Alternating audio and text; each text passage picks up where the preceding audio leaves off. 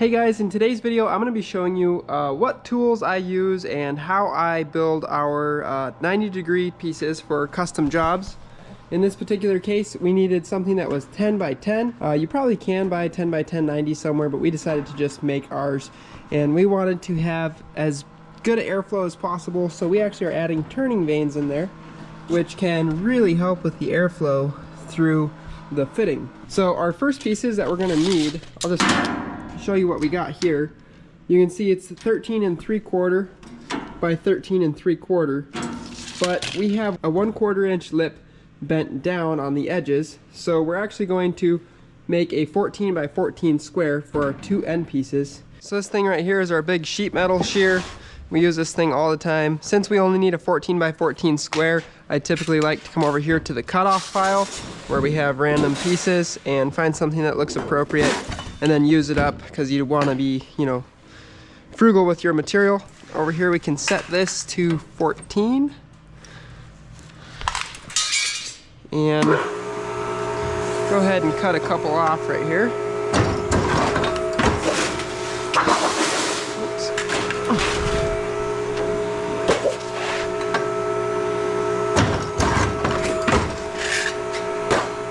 So there's one.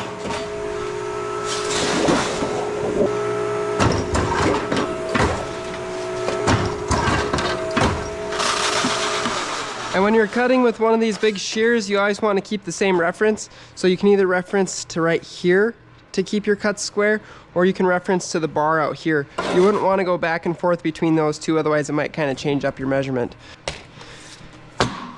Basically, we're going to want to take out this corner to produce a 10-inch and a 10-inch throat. So if we measure here, and we want to get 10-inch, we're going to have a 1/4 inch lip here and here in order to fit into our other piece on that one. So I'm actually just going to use this little 90-degree edge and subtract from our total 3.5 inches, which will give us 10.5 here. So 10.5 plus 3.5 equals our 14. So we'll just match this thing up, 3.5, 3.5. And it's always good to double check it before you go ahead and do the other one. Yep, so 10.5, 10.5. Now we'll go ahead and cut this corner out, just using our straight tin snips here.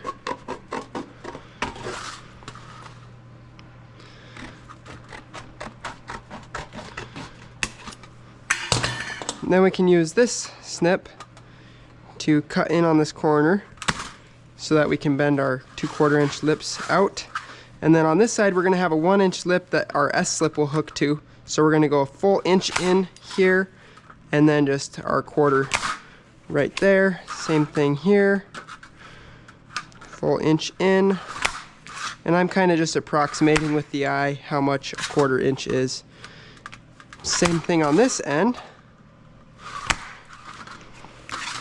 On this corner we're only going to go 1/4 and 1/4 because it's our back edge. There won't be any S-slip back here. And so what we've created is that piece of our box, just without any of the lips bent. We can now take it over to this bender right here. What this thing does is you can set the depth that your piece of sheet metal will slide into here. Right now I've just got set at a 1/4 inch, so we'll just stick it in right there till it's square, and then go ahead and bend that to a 90-degree, and then we can do the other side. Go down to this end so we don't damage our piece. And then for these two, I've got this scribe set at 1/4 inch. Or at least I had it set at a 1/4 inch. Gotta retighten it here.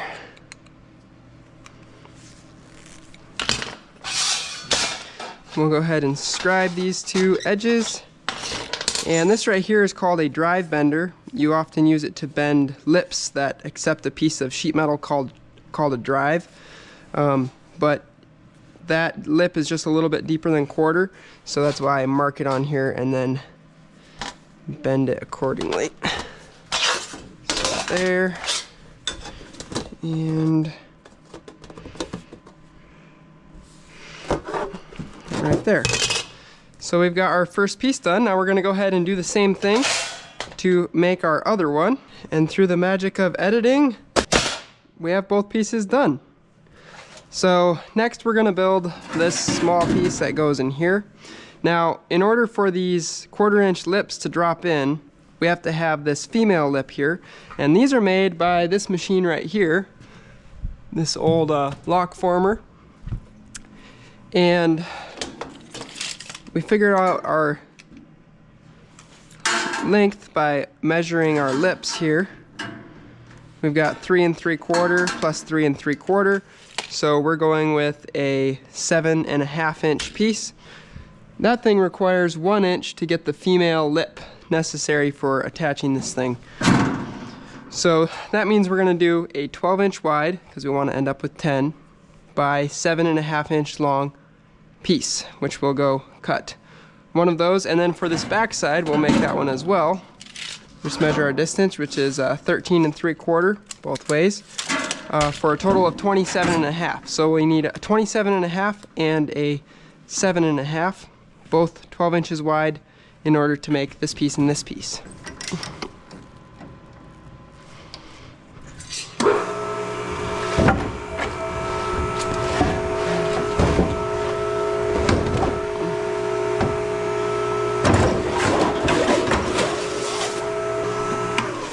So we got a 12-inch strip here. 27.5 inches is pretty long, so I like to use, we just go our 13 3/4, which is half of our 27.5.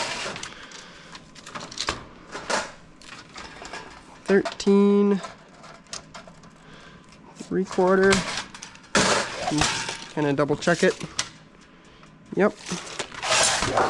Again, measuring from the same edge to take care of any discrepancy. So after you notch those, we're going to go ahead and put a 1-inch notch on the corners of these.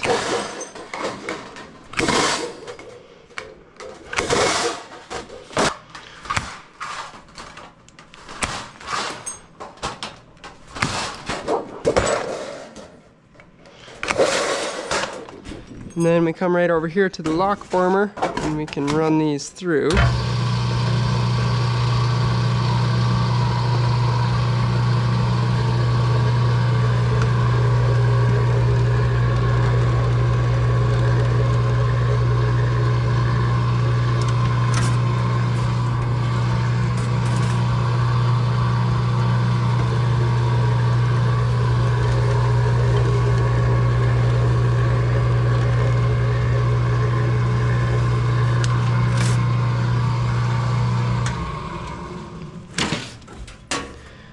And then this is going to be an outside corner, so we'll put it in the break right here.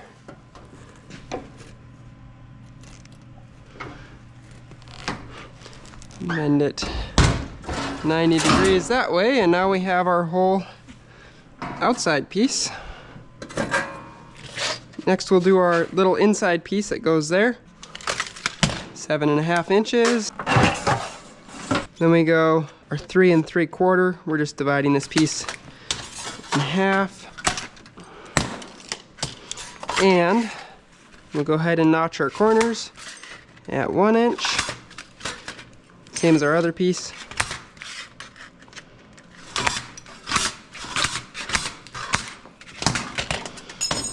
And then we'll run this right through the lock former. Again, being really careful to keep it nice and square as it's going through.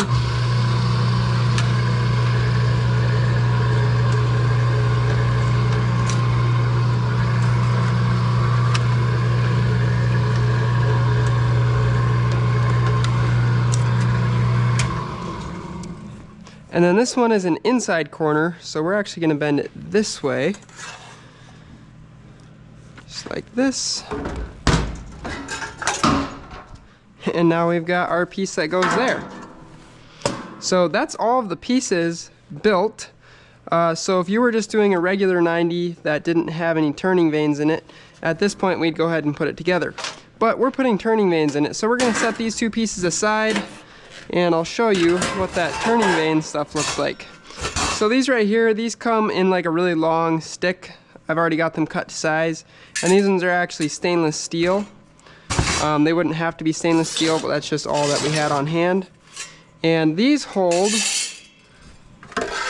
this turning vane material. We want to place these kind of right in the middle at a 45-degree angle within the fitting. I go ahead and take my scribe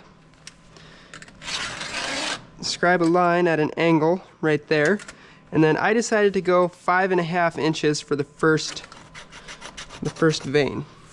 So this is going to be positioned exactly like that.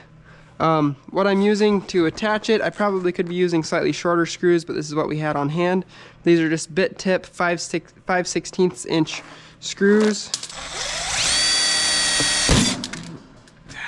Stainless steel is so difficult to drill through sometimes. So what I've been doing is getting one in, making sure everything is positioned, and then installing the other.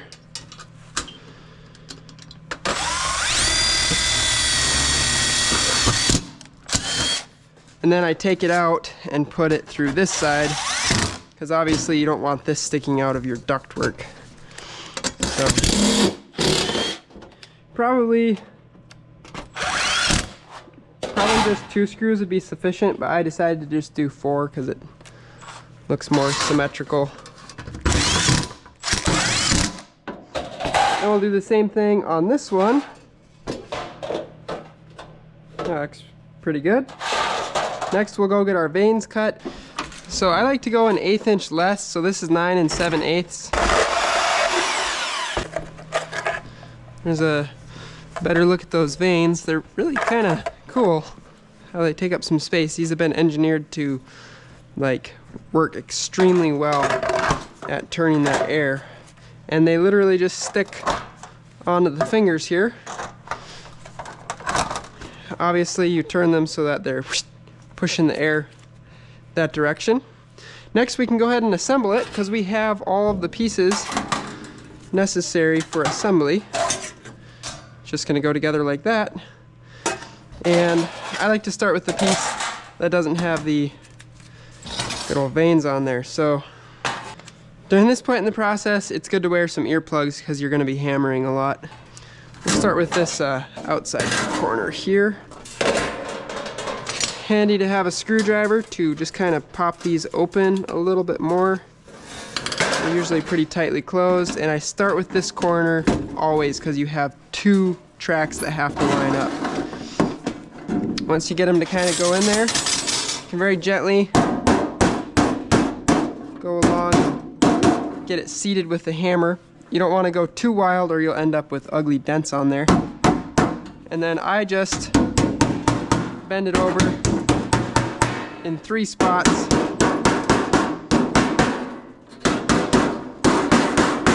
For starters, that way if you have to take it apart, it's not very difficult if you accidentally like made a piece wrong or something.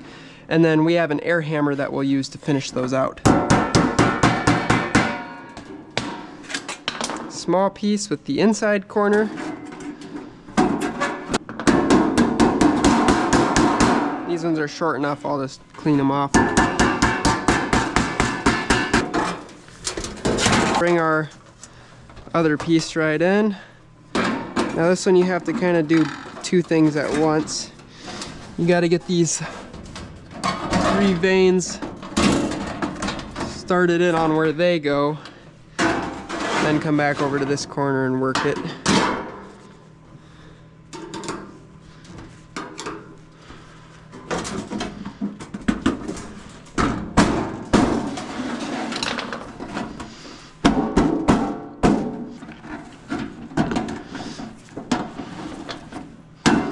And we should have a 10 by 10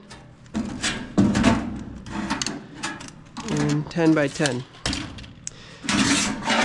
With that, we'll go ahead and open our fancy air valve. And this is our air hammer that we use. I usually try to run it in like 2 or 3 passes. First one you want to kind of push this way so it kind of brings that edge over.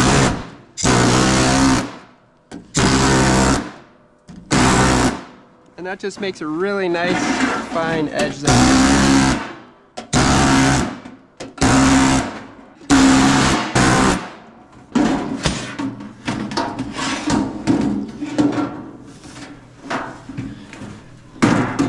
So there we have another beautiful 10 by 10 90 all ready to go. I'm going to build 2 more. We needed a total of 4 for this job that we're doing. And yeah, that should be pretty much it. So I hope that you found this video interesting and helpful in whatever ductwork project you happen to be working on. Obviously, everything with this can be adapted for different sizes. You could have gone with a slightly narrower throat here. I never want to go less than like 2 inches just because it gets so unstable. But technically you could go all the way down to like 1 inch if you had your S-slip, you know, there. This is just kind of what I like to do, 3 or 4 inches of meat in that part. But you could make any size ductwork, even it wouldn't have to be, you know, symmetrical. It could be like a 14 by 8 or whatever. So hope that you enjoyed the video, and I think that's all I have to say for now about making square 90s with the turning vanes. Alright, hope you enjoyed, and I'll talk to you guys in the next video.